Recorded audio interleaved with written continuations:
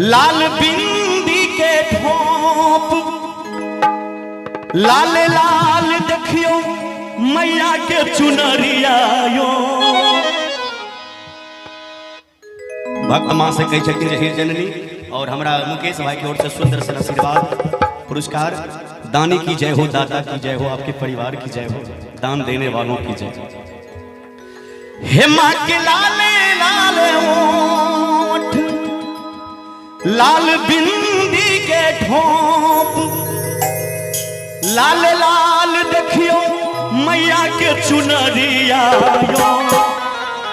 ताली बजते दियो एक बार ताली।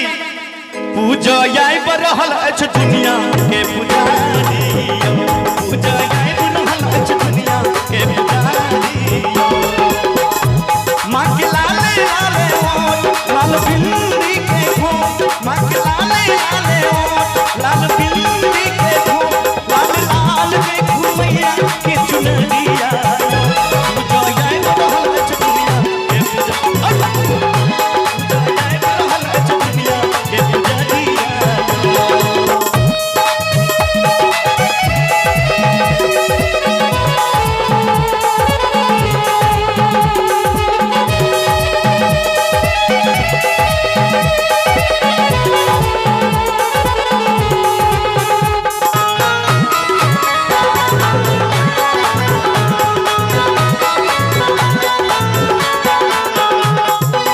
लाल रंग के मंदिर देखियो लाल लाल झंडा लाल मस्त पहिरी कर पूज रहल अछि पंडा।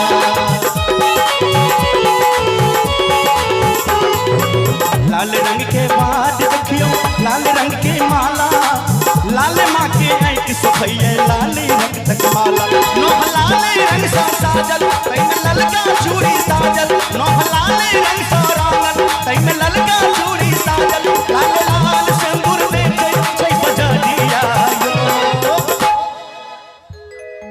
कहल गई है।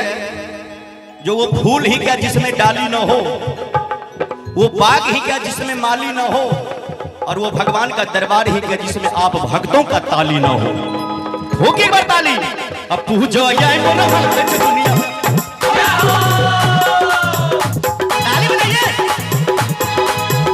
पूजो याई बोलो हल्के दुनिया के पुजारी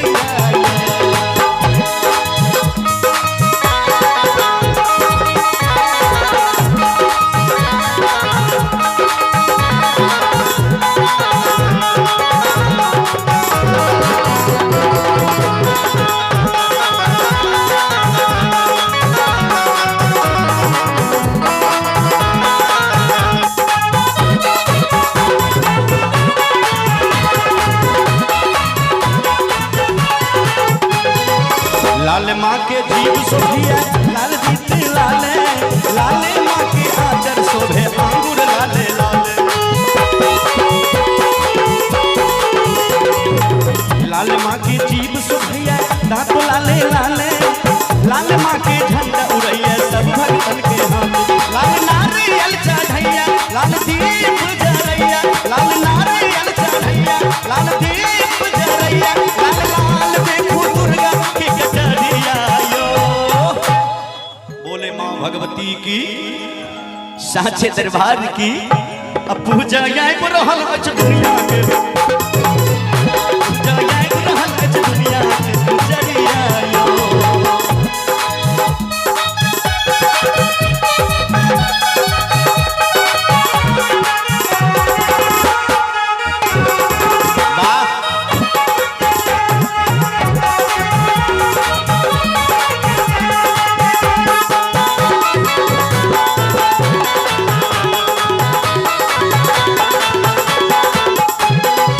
लाल लाल चुनरी पहिर के आइली कुमकुम लहरा मां दुर्गा ये लाल दिया आसिन सोला गो। ललका रोड़ी स चंदन के ने बिनती हम करै छी लाले चुनरी चढ़ायब मां हम लाल के अर्ज करै छी। ललका आए के खोलू माता वही जग के रीत विधाता ललका आए के खोलू माता वही जग के रीत विधाता। दुर्गा जब सम पूजरिया यो। बोले दुर्गा मैया की माँ भगवती से किनका किनका प्रेम छे स्नेह छे, एक बार दुनू हाथ उठेबे। जिनका भगवान दुगो हाथ सलामत देने है तो दुनू हाथ उठाएब, अगर नहीं तो नहीं तो बगल वाला सब पैसा लो ले। गे मोटकी काकी गे तोरे कहियो तू उठाई ना हाथ दुनू हाथ, बोले दुर्गा मैया के। हाँ दुर्गा दुर्गा जपतै हमर भगतन पुजरिया यो, पूजा